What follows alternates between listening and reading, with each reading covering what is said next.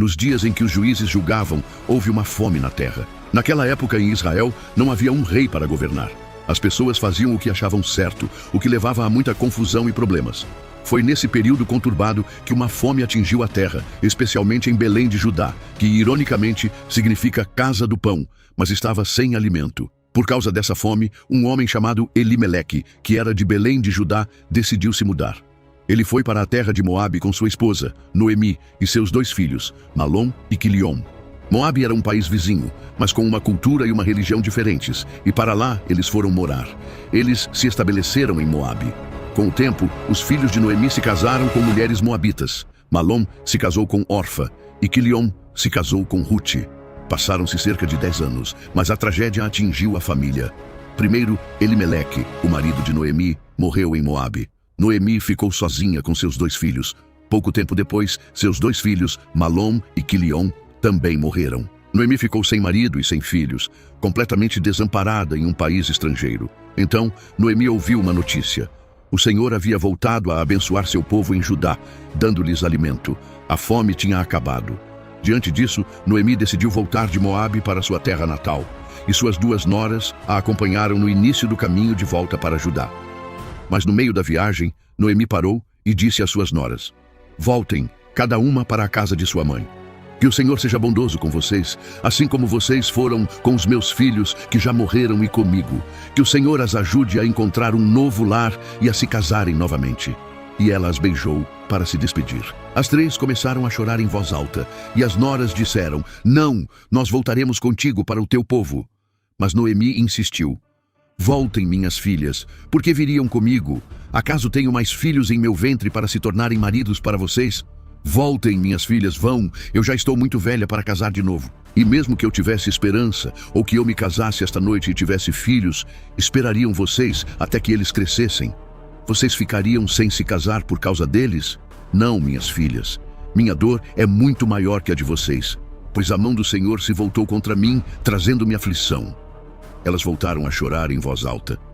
E então, Orfa beijou sua sogra em despedida e foi embora, voltando para o seu povo e para os seus deuses.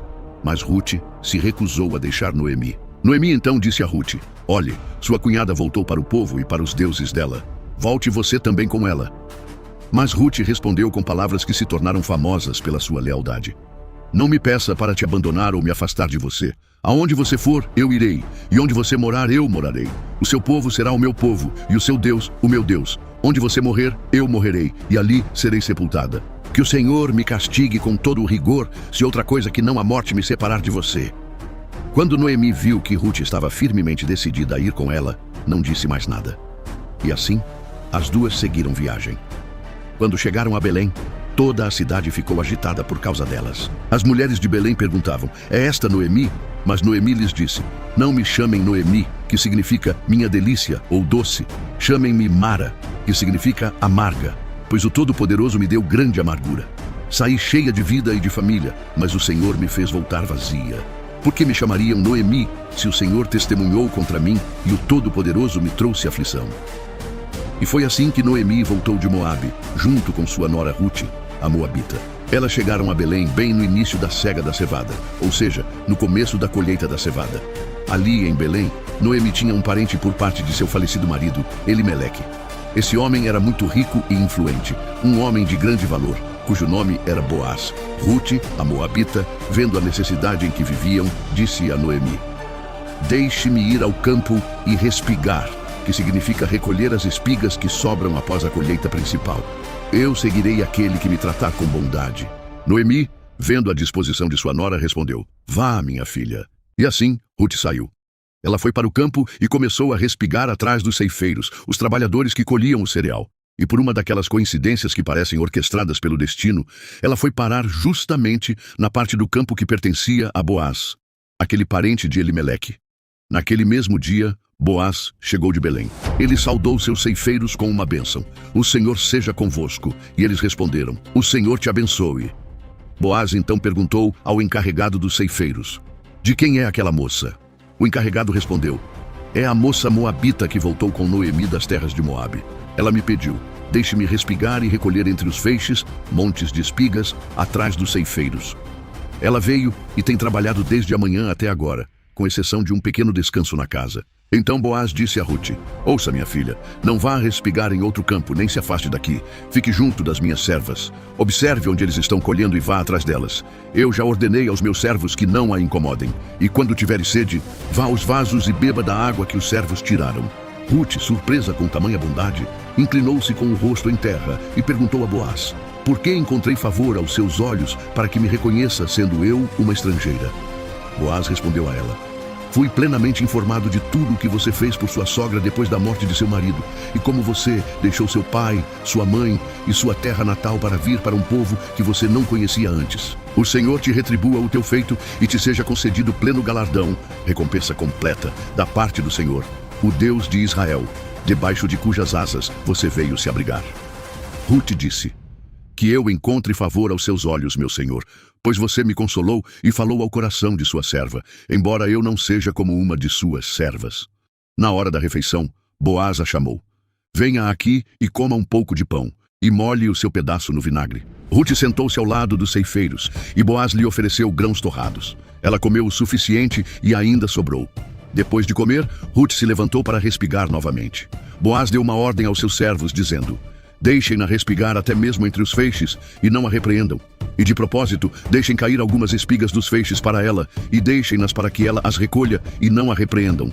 Assim, Rute respigou no campo até a tarde. Quando debulhou o que havia recolhido, viu que tinha cerca de 1 efa de cevada, uma medida considerável, equivalente a uns 22 litros.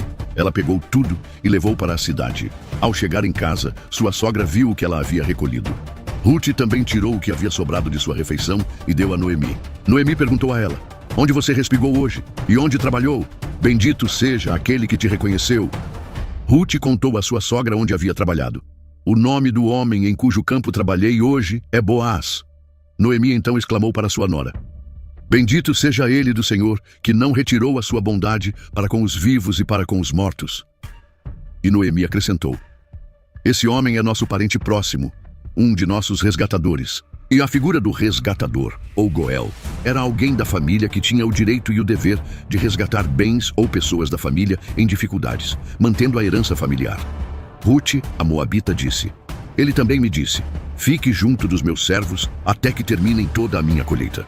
Noemi respondeu a Rute, sua nora: é bom, minha filha, que você saia com as servas dele, para que em outro campo não a ataquem. Assim Rute ficou junto das servas de Boaz, respigando até o fim da cega da cevada e da cega do trigo. E ela continuou morando com sua sogra, Noemi. A cega do trigo havia terminado, e o calor do verão pairava sobre Belém. Noemi, ao observar Rute, não pensava apenas no presente, mas no futuro de sua nora. Um futuro que para uma viúva em Israel era incerto e dependente.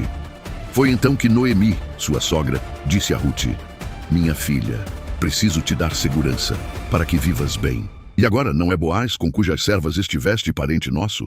Veja, ele vai debulhar a cevada na eira esta noite. Noemi havia arquitetado um plano. Ela instruiu Rute com detalhes precisos. Então faça o seguinte: lave-se, perfume-se e vista suas melhores roupas. Desça à eira, um local aberto onde os grãos eram separados da palha, geralmente fora da cidade. Mas não se deixe ser notada pelo homem até que ele tenha acabado de comer e beber. Quando ele for dormir, observe bem o lugar onde ele se deita. Então vá silenciosamente, descubra os pés dele e deite-se ali. Ele mesmo te dirá o que fazer. Rute, confiando plenamente na sabedoria de sua sogra, respondeu: farei tudo o que me mandaste. E assim, Rute desceu à eira e fez exatamente como sua sogra havia instruído. Boaz, após comer e beber fartamente, sentindo-se alegre, foi deitar-se ao pé da pilha de cevada. O ar noturno era fresco e o cansaço do trabalho o venceu rapidamente. Então, no meio da noite, Rute aproximou-se em silêncio. Lentamente, ela descobriu os pés de Boaz e deitou-se. Por volta da meia-noite, Boaz acordou sobressaltado. Ele se virou e, para sua surpresa, sentiu uma mulher deitada a seus pés.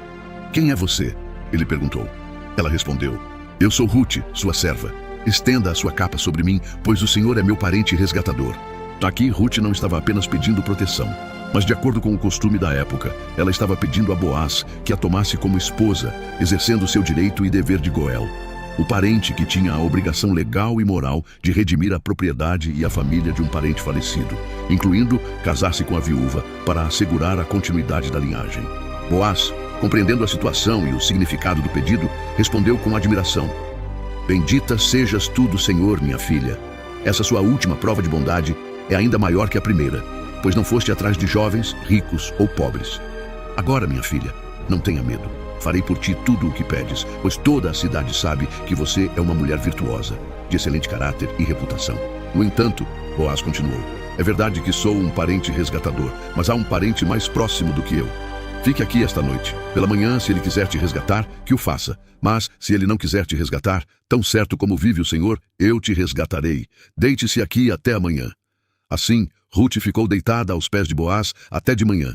Antes que um homem pudesse reconhecer outro à luz fraca do amanhecer, Boaz disse a Rute: Não se saiba que uma mulher veio à eira.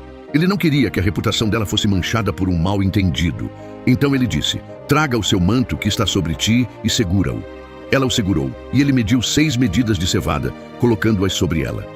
Uma quantidade generosa, provavelmente cerca de 15 a 20 quilos, mostrando sua provisão e intenção séria. Com a cevada, Rute voltou para a cidade.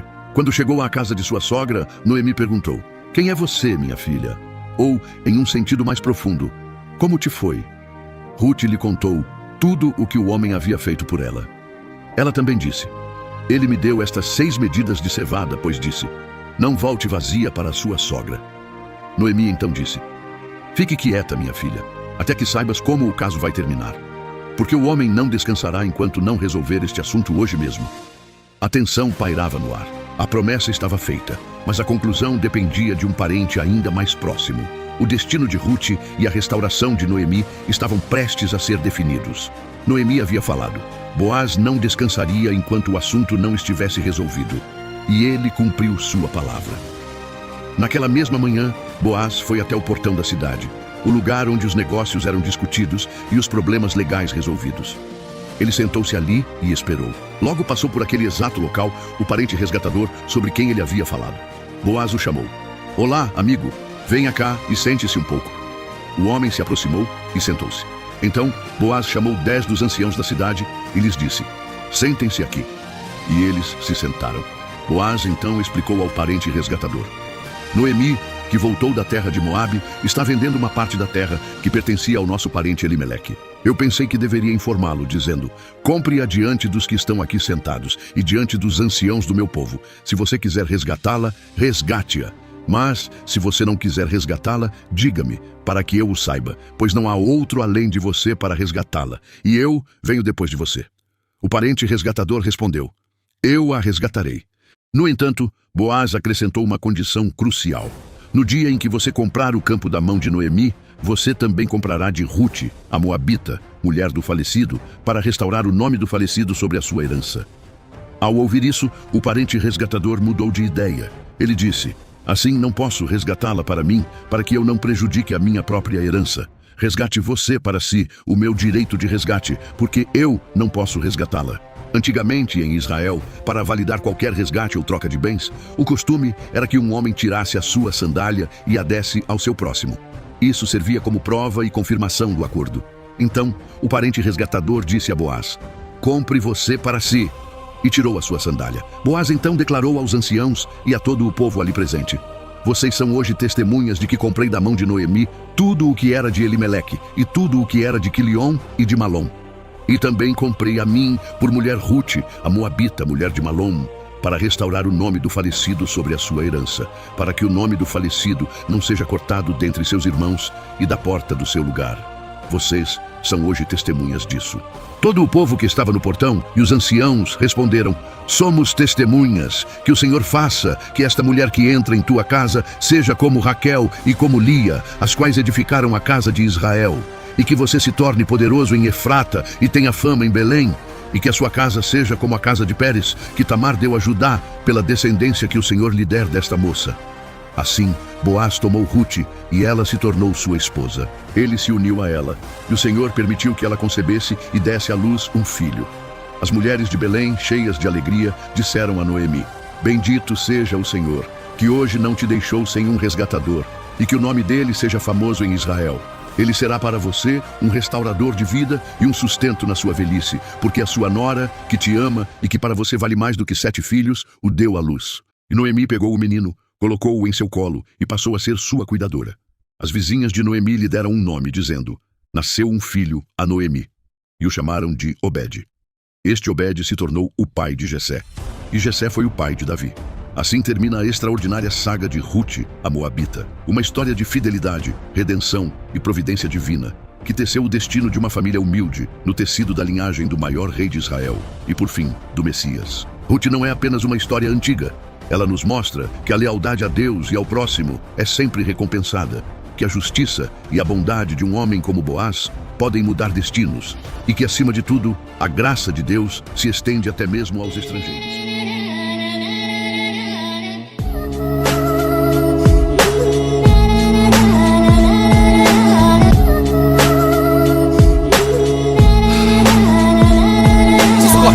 Gosto amargo de uma profissão de fé, coração que aperta e flerta com a vontade de gritar. Ouço vozes no deserto clamando uma viva lista, mas dessa vez eu sei que não é a de João Batista. Não na pista, arrisca